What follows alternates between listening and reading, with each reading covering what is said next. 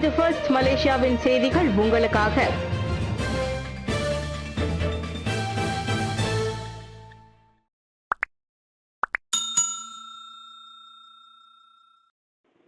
ASEAN திறன் ஆண்டு ஆயோஸ் 2025 திறன்களை மேம்படுத்தி ஆசியானை வலுப்படுத்தும் ஸ்டீவன் சிம் நம்பிக்கை.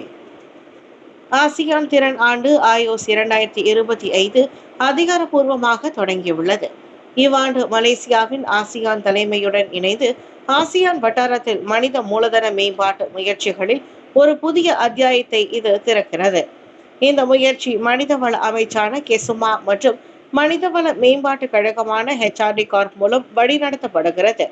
இது வட்டார திறமை மேம்பாட்டு மேம்படுத்துவதோடு ஆசியான் பணியாளர்களின் முழு திறனையும் வெளிக்கொணருவதை நோக்கமாக கொண்டுள்ளதாக மனிதவள அமைச்சர் ஸ்டீவன் சிம் தெரிவித்தார். உறுப்பு நாடுகளுக்கு இடையிலான திறன் இடைவெளி குறைத்தல், பணியாளர்களின் மேல்தன்மையை மேம்படுத்த திறமை இயக்கத்தை ஊக்குவித்தல், அனைத்து சமூகங்களுக்கும் பயனளிக்கும் உள்ளடக்கிய வளர்ச்சியை உறுதி செய்தல், பகிரப்பட்ட செழிப்புக்கான வட்டார தனியார் ஒத்துழைப்புகளை மேம்படுத்துதல் ஆகிய 5 முக்கிய நோக்கங்களால் இது இயக்கப்படுகிறது. கடந்த ஏப்ரல் 14 அன்று கோலாலம்பூர் பங்காசரில் தொடங்கப்பட்ட இந்த ஆயோஸ் 2025 ஆசியானின் மிகப்பெரிய பலத்தை அதன் பன்முகத்தன்மை கொண்ட மற்றும் துடிப்பான பணியாளர்களை பயன்படுத்துகிறது. ஆயோஸ் 2025 வட்டார ஒத்துழைப்பு, அறிவு பகிர்வு மற்றும் புதுமைகளை ஊக்குவிப்பதை நோக்கமாக கொண்ட 7 முக்கிய நிகழ்வுகளை கொண்டுள்ளது. ஆசியாவில் கோவிட்-19 சம்பவங்கள் அதிகரிப்புக்கு JN.1 பிறழ்வே காரணம். சிங்கப்பூர், தாய்லாந்தில் மோசம். ஆசிய நாடுகளில் கோவிட்-19 மீண்டும் வேகம் எடுப்பதற்கு JN.1 பிறழ்வே காரணம். இது ஒமிக்ரான் குடும்பத்தை சேர்ந்தது. இதன் துணை பிறழ்வுகளான LF.7, NB.1.8 போன்றவையும் வேகமாக பரவி வருகின்றன. இம்மாத தொடக்கத்திலிருந்தே சிங்கப்பூர், தாய்லாந்து, ஹாங்காங் போன்ற நாடுகளில் இந்த நோய் சம்பவங்கள் கணிசமாக உயர்ந்து வருகின்றன.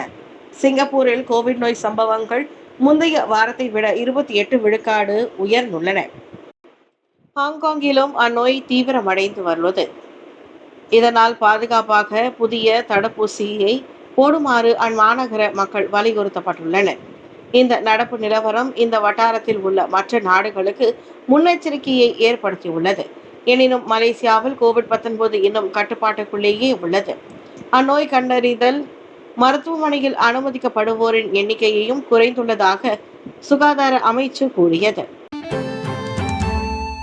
லீமா 25 கண்காட்சியால் வீடுகளுக்கு சேதம், 27 புகார்கள் பெறப்பட்டுள்ளன.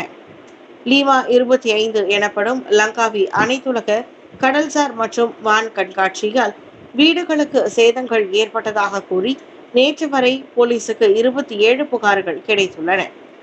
வான்வழி காட்சிகளில் இருந்து உருவான அதிர்ச்சி அலைகளை அச்சேதங்கள் ஏற்படுத்தின.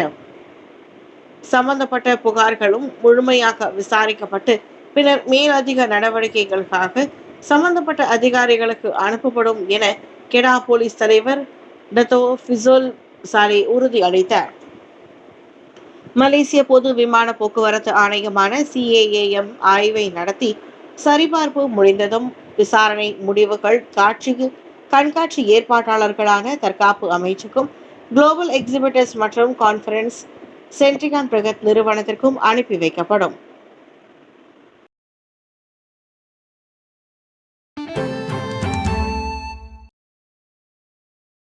மலேசிய இந்தியர்களுக்கு பெருமை சேர்த்த சரிகமபா, ஹமித்ரா மற்றும் இதர கலைஞர்களின் சரிகமபா லிட்டில் சாம்ப்ஸ் லைவ் கலை நிகழ்ச்சி.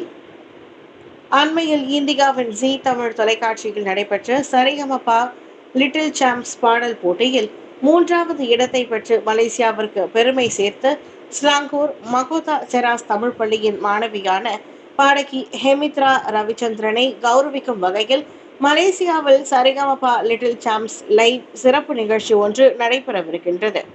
மாய்காவின் தேசிய துணைத் தலைவர் ரத்துஸ்ரீயம் சரவணன் தலைமையில் எதிர்வரும் ஜூன் 28 செராஸ் மெனாரா PGRM தேவான் வாவாசானில் மாலை மணி 6:30 அளவில் நடைபெறும் இந்த நிகழ்ச்சியில் சரிகமபா லிட்டில் சாம்ப்ஸ் நிகழ்ச்சியின் இறுதி சுற்றுக்கு தேர்வு பெற்ற இதர 6 பாடகர்களும் கலந்து கொள்ளவிருக்கின்றனர்.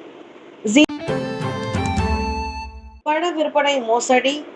ஹரும் மானிஸ் மாம்பழ முதலீட்டில் 67,000 ரிங்கெட் இழந்த ஆசிரியர். கோலத்தெலங்கானு வாக்வா தெங்கா போலி ஹரும் மானிஸ் மாம்பழ முதலீட்டில் ஏமாந்த ஓய்வு பெற்ற ஆசிரியர் ஒருவர் தனது மொத்த ஓய்வூதிய சேமிப்பு தொகையான 67,573.63 ரிங்கிட்டை இழந்துள்ளார். 61 வயது மதிக்கத்தக்க அந்த ஆசிரியர் முதலில் முகநூலில் ஹரும் மானிஸ் விற்பனை விளம்பரத்தை பார்த்ததாகவும் பின்னர் சந்தேக நபரை தொடர்பு கொண்டு அதன் முதலீட்டு விவரங்களை பெற்றதாகவும் விசாரணையில் தெரிய வந்துள்ளது. சந்தேக நபர் வழங்கிய முதலீட்டு குறியீட்டை பெற்று அடுத்த நாள் தனது வங்கி சேமிப்பு அனைத்தும் மறைத்து வைத்ததை கண்டறிந்த போலீசார் காவல் நிலையத்தை புகார் அளித்ததாக கோலத்தெலங்கானு காவல்துறை தலைவர் அஸ்லி முகமது நூர் தெரிவித்துள்ளார். இந்த வழக்கு மேற்கட்டு விசாரணையில் இருப்பதாகவும் பொதுமக்கள் மிகுந்த கவனத்துடன் செயலாற்ற வேண்டும் எனவும் காவல்துறையினர் கேட்டுக்கொண்டனர். வங்கி கடன் ஒப்புதலுக்கு லஞ்சம் பெற்ற வங்கி அதிகாரி MICC-யால் கைது.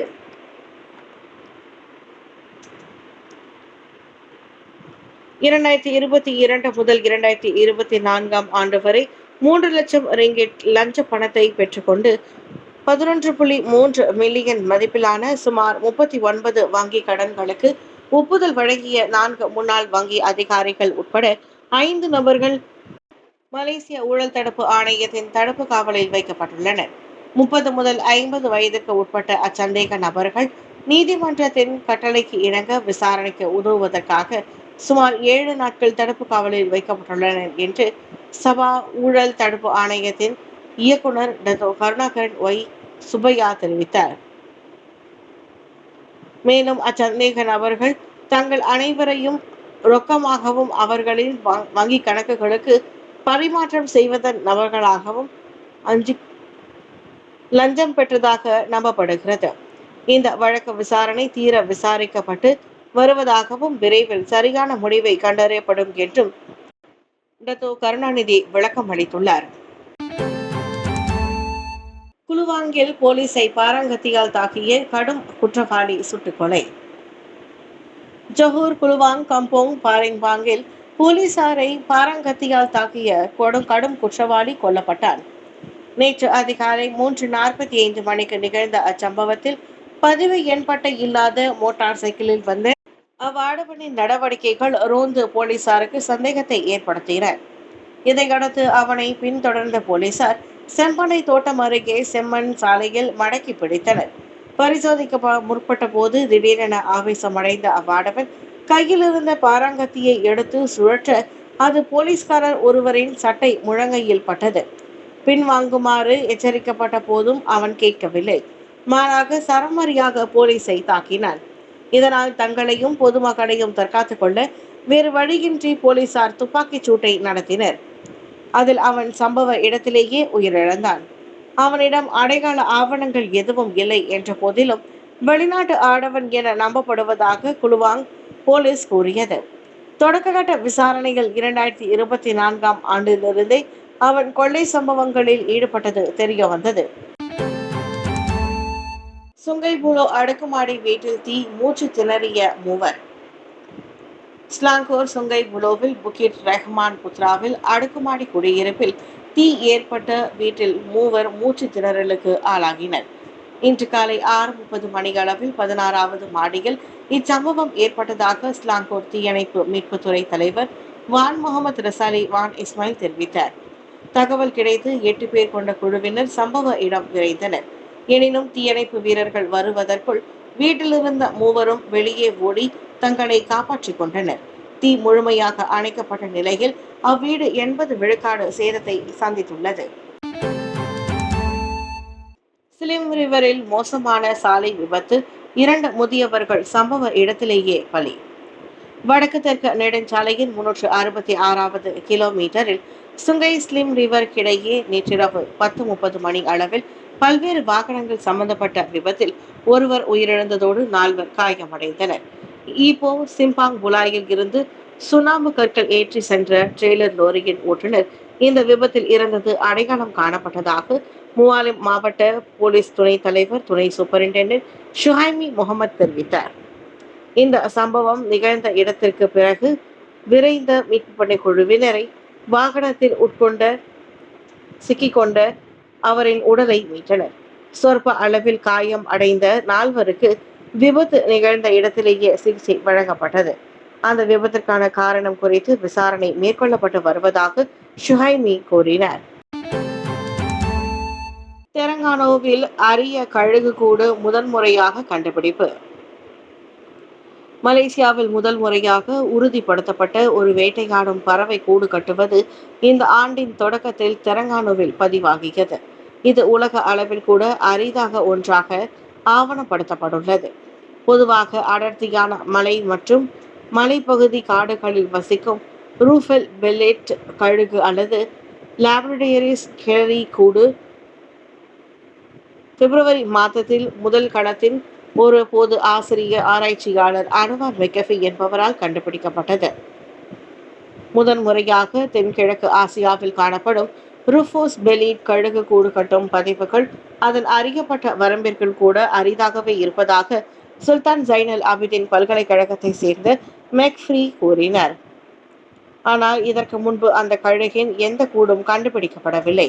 எனவே அதுவே குறிப்பிடத்தக்கது என தெலங்கானா பறவைகள் என்ற புத்தகத்தின் ஆசிரியருமான அவர் தெரிவித்திருக்கிறார்.